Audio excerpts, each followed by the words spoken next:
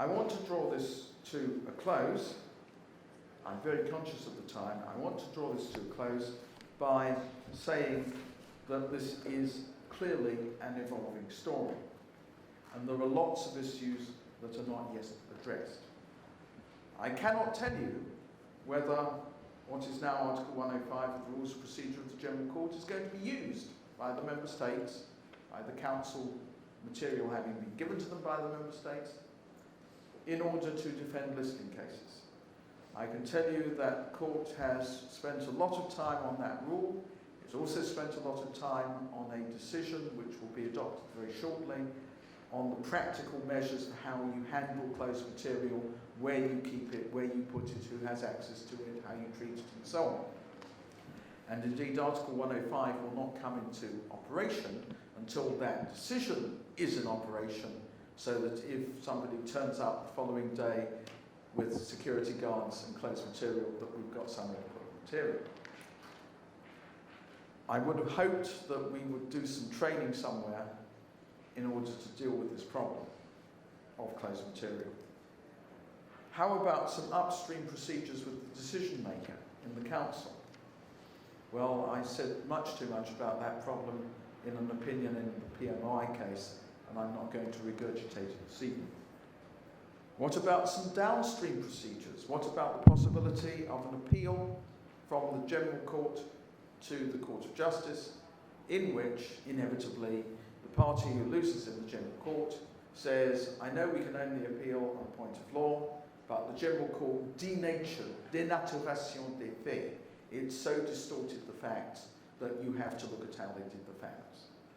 Well, we need something in our rules of procedure, and that's one of the things that I've been working on over the last fortnight with my colleagues on the Rules of Procedure Committee. I am sure that those who act on behalf of those who are listed would say, and I think they would have good reason to say, what about remedies if your client is listed and you manage to demonstrate that they were wrongly listed? They shouldn't just automatically be relisted. Let's try again. There should be some protection against that. And if you can show that it was all sufficiently stupid, you should have some remedies. So I do not have a neat answer to offer you as a tailpiece. I'm going to go back to my langue de travail, my language of working, and I'm saying to say, this is une situation en pleine évolution, which probably doesn't need translating. Thank you very much.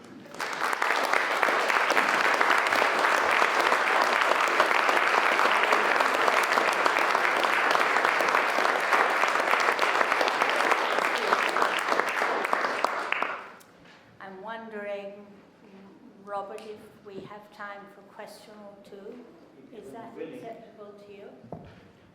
It's certainly acceptable to me. I give no undertaking, express or implied, that I know the answers to the questions, but I don't mind trying to take them. Yes. So who would like to put a question? Well, this is extraordinary. Somebody. Right at the back there. A microphone is coming to you so that we can all hear. Thank you very much. On the last point about remedies that I went through my mind, have you actually had any personal experience of outrageous listing, which really should never ever have got there by any possibility at all, given the sort of reasonable sort of assessment? There have been judgments of the General Court which seem to have given rather short shrift to the Council. And some of them have been appealed and some, interestingly, have not been appealed. But you see, part of the problem has been that you got in sequence Cardi 1 and Cardi 2, but there was no mechanism for producing before the General Court material which would not immediately be disclosed to the other side, because there was nothing in the rules of procedure. And so until something was created and put into the rules of procedure, which has only just happened, there were all the cases that were already in the pipeline, which in a sense inevitably were going to go in a particular direction. Because to the extent that any material that was required to prop up the council's case was confidential material, they couldn't put it in, and if you like, it was very clear what the answer would be. Now, there were also, this is a very, very broad generalization with apologies to those in the audience who work in the field, but there were also certain cases where there was essentially a disagreement as to how much could be disclosed as open material. There is, and I think it may come with the territory, but there is a tendency automatically to be secretive. And I can say I gave an opinion recently at the end of February in the Iranian banks case.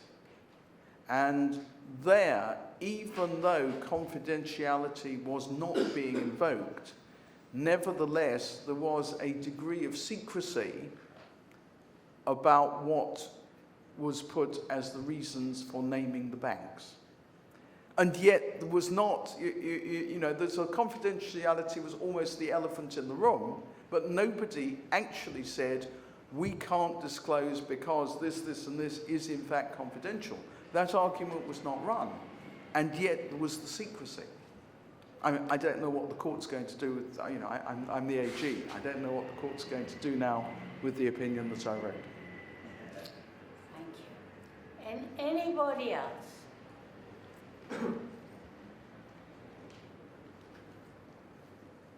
Here, with the mic. Our terrorism here. SAR.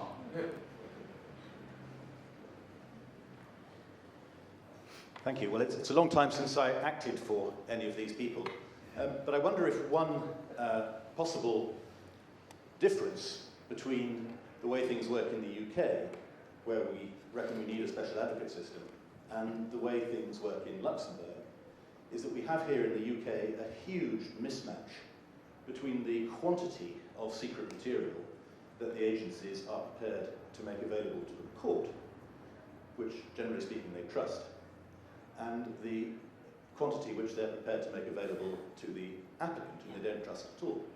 So one has massive hearings, huge disclosure, many files of documents, and one can quite see the unfairness that would ensue if the applicant didn't have anybody to represent their interests in those closed material procedures. Now, although I did used to represent people in Luxembourg in the sort of cases you're talking about, I don't think I actually got as far as seeing the full file on any of them. But I must admit I did derive the impression that had I seen the full file in some of these cases, there wouldn't frankly have been a lot in it. Because whether the evidence came from the Americans, or even whether it came from European states, one suspects that their faith in the court, indeed their faith in the council, their faith in the member states, the other member states, was not so great that they would have been prepared to make everything available chapter and verse. In other words, there wasn't the same disparity between what the court saw and what the applicant saw, and therefore perhaps the need for an elaborate affair, but elaborate and time-consuming special advocate procedure isn't as great. I think you have just, with characteristic clarity, if I may respectfully say so, put your finger on the whole problem. I think that the problem is upstream in terms of how much material is or is not shared to support a recommendation, a statement by one member state that Mr. X is a bad sort and his name should be put on the list. I suspect that this is obviously I suspect because what I see is what is put forward, what I have ever seen so far, is what has been put forward to Mr. X, what has been given to him. But I suspect that the material that hasn't been given to Mr. X is possibly not voluminous lever arch files worth of material.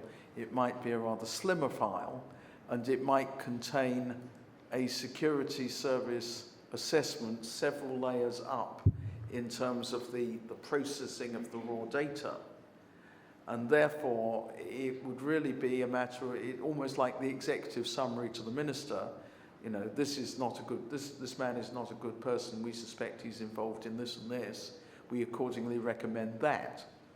I don't have the sense that there is at the moment the sort of detailed sharing of detailed material which generates the quantity of material that you would have in a special advocate procedure here, and why indeed for which a special advocate is a good arrangement. Do I see a question at the back?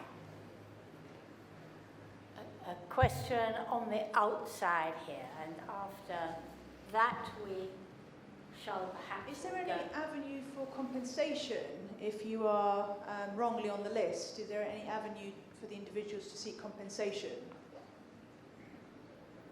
Well, there is a procedure under the treaty for seeking damages in very, very, very limited circumstances from the EU. But the question would also be where the responsibility lies on this. Does the response, you know, was the starting point, was the problem that the EU manifestly and gravely disregarded its legal obligations in putting your name on the list? Or did it act correctly, but the material that it was given by the member state was flawed, or what? I am not aware of any damages claim having, as yet, anyone having tried to run a damages claim, but I do emphasise that one of the problems of doing my current job is that I have 1/9 of the total caseload of the court. I'm not a specialist on this particular field. I do this in conjunction with my other work. And consequently, whenever I'm doing a case in this field, at that moment, I update my knowledge. But I come with a government health warning. I am not a walking encyclopedia on all the cases that have been handled by the General Court and what has been appealed to my court. I'm not Vice President Leonards, who is a walking encyclopedia. Well, there's a very keen arm waving at the back, and then we'll let everyone have a drink. I think we must let Lady Justice Arden have Yes, I can see who it is now. Thank you, Without Advocate my General, specs. for your very helpful and interesting address this evening, and for coming to us in London. And thank you also for the honorific mention of my address in Strasbourg. I just wanted to follow on from David Anderson and to add really a point of information. In the domestic systems in France and Germany, the judge does not have access to the files which are laid before the judge in this country. The French judge will receive something called a note blanche, which is a resume prepared by the intelligence services of what they think the position is. And the judge never goes behind that. In Germany, I think there's actually a constitutional prohibition on the police handing any material to a court of law which is relevant to national security. Now, the problem which may arise in Luxembourg is that it's very important for the EU to maintain a sanction if it has been properly imposed by the UN, but unless it is able to have access to as much material as possible, it will not actually be able to see the strength of the case against the suspected person who's to be prescribed or whatever. And so it is important that these rules work in practice, and all I can say is I hope that they will. Thank you for your kind wishes on that. I have to say we also profoundly hope that they will, because obviously one is trying to strike a fair balance so that the quality of justice is improved, and that those who should not be on the lists have the chance to demonstrate they shouldn't be on the list, and equally so that the institutions should be able, in an appropriate case, to show indeed that the person was quite properly listed. The problem that you advert to is there, and it's there in spades.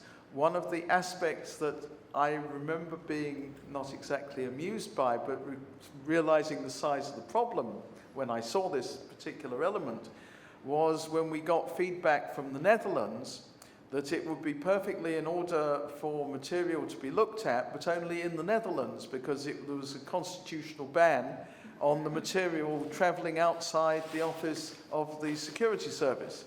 So if we had a case which involved the security material being sourced in the Netherlands, the suggestion was that the General Court should get on a train and go to the Netherlands and look at it, because the material should not be allowed to leave the building in the Netherlands. You know, the trouble is that the position in, as far as I know, the position in each member state is different and reflects different, in some ways, there are different aspects which are generous, there are different aspects which are restrictive. The analogy that comes to mind, and it's not an entirely, I hope not an entirely silly one, is when the AM&S case was being heard on legal professional privilege. And there was the question, does legal professional privilege exist in EU law? And if so, to what does it attach and under what conditions? And very useful submissions were made to the court by John Temple Lang on behalf of the Commission, by David Edward QC, as he then was, on behalf of the CCBE. And what emerged from those submissions was that there was a beautifully rich variety of ideas about whether legal professional privilege should exist: limited, broad, square, round, triangular shaped. Does it attach to the document? Does it attach to the lawyer? Does it matter what kind of lawyer he is? Does it matter where the document is to be found? So the document is protected in the lawyer's office, but it's not protected if it's the client's, and so on. And I am reminded here so strongly of the problems that the court had in trying to shape a uniform EU principle of legal professional privilege out of that range of material. It is perhaps no coincidence that the slightly optimistic slogan, perhaps, of the Union is union in diversity.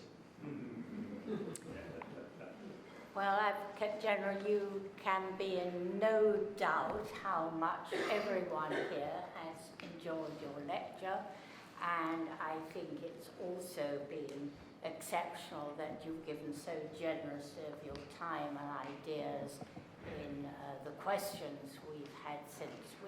We really are grateful that you've come over at this particularly busy time, and thank you very much for what you had to say to us tonight.